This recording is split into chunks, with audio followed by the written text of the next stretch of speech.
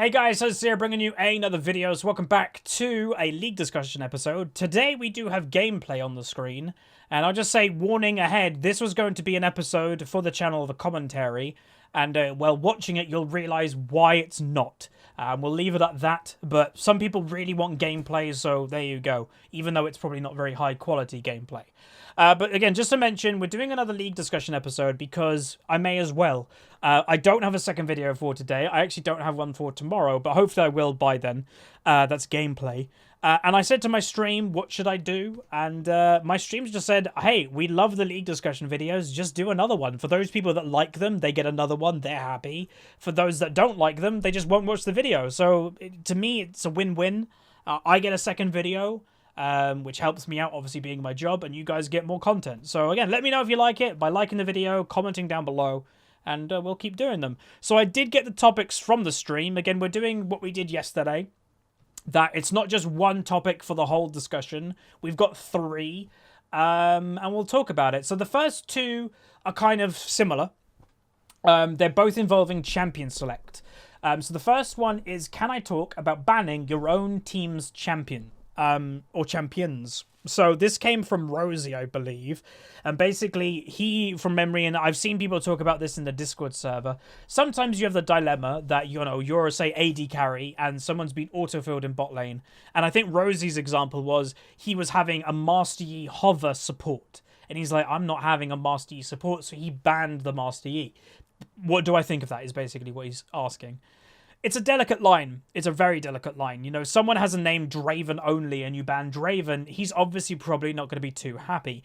And so the line that I always do, or well, my own moral rule, is as long as I don't feel it's trolling, I won't ban it. Even if I hate the champion, even if it's Yasuo and the guy's name is Yasuo Main 69, I'll let it go through. And the basic reason is, if the guy only plays Yasuo, that's his best champion. Even though he might do bad, it's his best champion. So if you're letting him play his best champion, he has the best chance of doing well.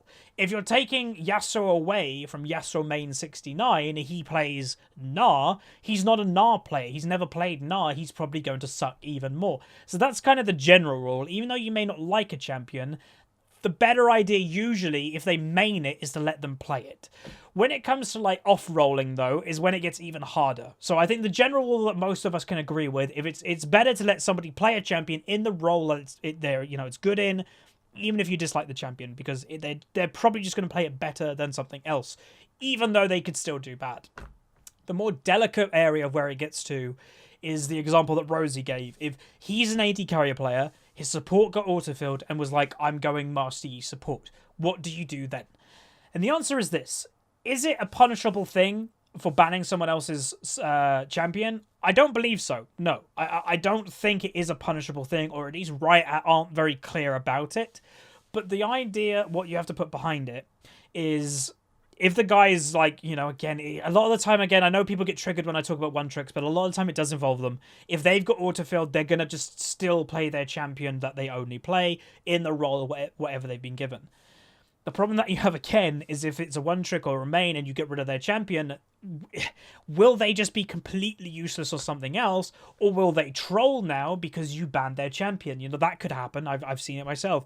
That's the problem. So it's a tough thing to talk about, because there isn't really an answer, because anything can happen. Everybody reacts differently. Some people will troll after they get their champion banned. Some people will accept it and move on. Some people will dodge. It's hard. Personally, again, my general rule, I will let someone play a champion. I will not ban a champion if they're hovering it, if their name is that champion and they want to play it, if it's in the intended role. So even if I hate Yasuo, I hate Teemo, whatever it is, Singed, if they are a main of that champion and they're playing it in its proper role, don't have a problem. Play it, good for you. The problem is, if it is a champion where, like, let's say it is like Draven only and he's given support, would you then ban it? And me personally, I would go from case to case. If they don't say anything in chat and, you know, they're just going to pick it, a lot of the time people hover stuff because they're trying to force themselves into a different role, or they're trying to go, oh, you're hovering Draven, oh, I'll give you AD carry. Sometimes it's just that. Sometimes they're not actually looking to pick the champion, but if it's somebody who's toxic in chat, saying, I'm playing this, I've been auto-filled, screw you guys, and, you know, we've all had that situation, then I'd be more inclined to ban it, because they're being toxic anyway, so getting rid of a troll champion, is it going to change that much if they're already being toxic in chat? Probably not. So that's probably where I draw the line. I would have it by case of depending how toxic they're being, how they're acting. If they're really nice and they go, hey guys, I only play this, I'm going to have to play it here, hopefully that's okay, I'll probably let them do it, honestly. If they're being nice about it and they kind of understand, hey, I know it's not very good, but it's the only thing I play, let's just try our best, or hey, I've done it before, it's worked, I'd probably let them do it. But if they're the opposite, I'd probably ban it. So that's probably what I'd say. So take that as you will. Let me know what you guys would do. The next one, again, talking about Champion Select again, is what about a vote kick in Champion Select? This is something that I think Riot have even toyed with the idea, or at least they've spoken about it a little bit in the past, and the community has also spoke about it in the past. The problem with vote kicking is, in principle, it's a great idea. You all are getting, you know, one guy is trying to steal the role of someone else, one guy is being crazy toxic, whatever it may be. One guy's saying, hey, I'm going to int all of you guys if no one dodges. That sucks. So a vote kick would probably help with that. The problem that you have is it would get heavily abused. It would get heavily abused by people that are just playing the game, but maybe off meta or in a non-meta way. So if you have, I don't know, the first person that did Ezreal jungle, or the first person that did Tristana jungle, I assume most people thought they were trolling.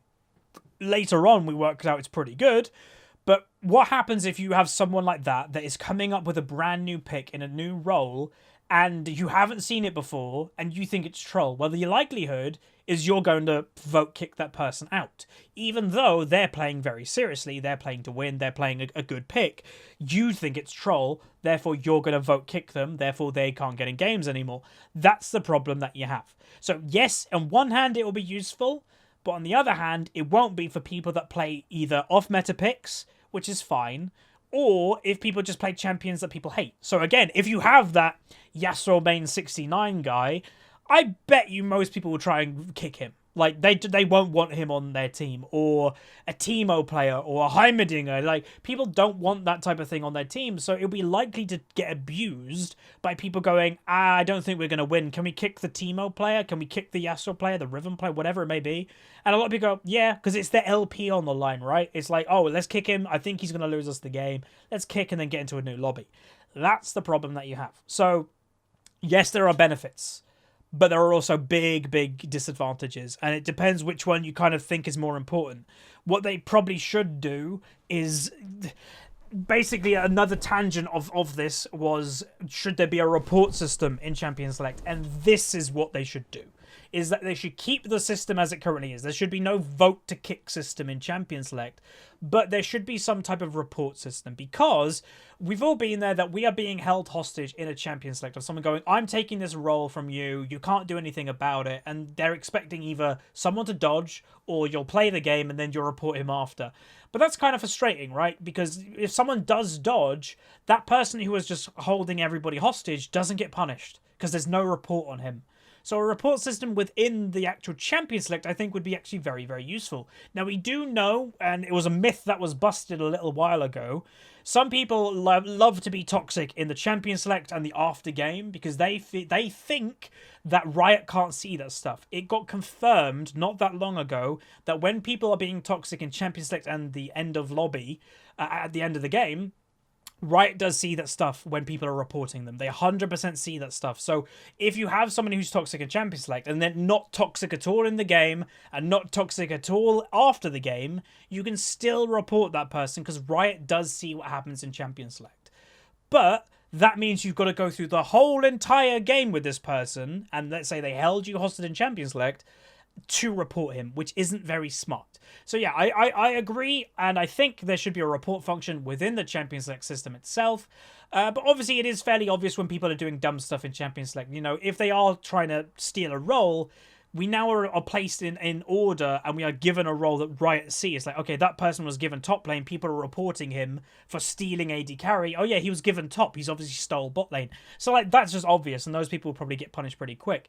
But I think there does need to be a little bit, more active ways to report people in Champion Select itself. So there we go. That's what I think. Again, put your opinions down below. Last topic for today is, what do I think about Riot in reference to their biases towards certain champions? So this is very much a real thing, kinda. So when we talk about Riot Bias, we're basically talking about champions that appeal to the masses more. So you could talk about, champions being stronger on more patches, not getting nerfed, having more skins, being meta more of the time, which isn't really Riot's control. But, they have the favor of Riot rather than not being favorable at all. There's a couple reasons for this. The basic reason is Riot is a business, and they're going to do things that are good for champions that are popular. So something like Lee Sin is a very popular champion, so Riot are going to treat him nice because people buy Lee Sin, they buy his skins, they buy merchandise in the store, so they make t-shirts for him. Ari is randomly one of the, nice figures, I guess, of League of Legends that people like her appearance. So again, there's a lot of skins for her, there's t-shirts, there's models in the store.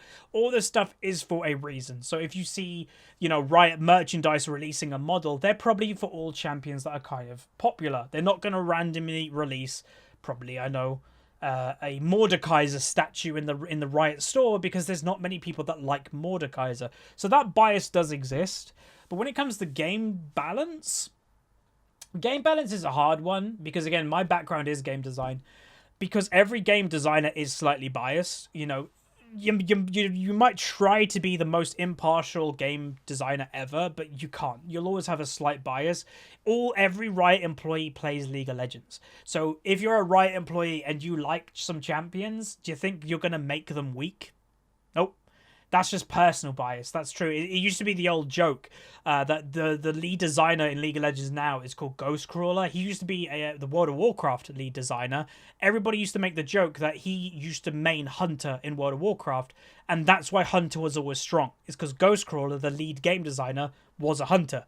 So there might be a little bit of that going on, but mainly the bias comes from the player base. The player base define the bias that Riot have, because the player base likes champions more than others, therefore Riot will prioritize those champions more. If that makes sense, I hope it does. Because it's business. It's simple as that. Riot is a free-to-play game, or League is a free-to-play game. They have to make money from it, so they're going to milk their popular champions more than champions that aren't going to make them any money. And then game design wise, it's probably partially personal preference from the actual game designers. Partially, Riot probably prefer champions that are a little bit flashier rather than the basic ones. Because some people go, why isn't Tryndamere strong anymore? Or Master Yi? Or why aren't they good in high rating? Why don't Riot change them to be good in high rating? Because they're not flashy. They're not impressive. They want to make champions that in videos and streams and on the professional play look amazing. And make people go, oh, I want to buy that champion. It looks so cool. Tryndamere's not going to do that. Master Yi's not going to do that. But Azir will when he does a 5-man ultimate, so people will buy him. So that's the type of thing. So hopefully you guys understand that. Hopefully you guys enjoyed the discussion. If you have any more topics, questions, if you just simply like what I'm doing, please comment down below, like on the video, and subscribe. And I'll see you guys next time.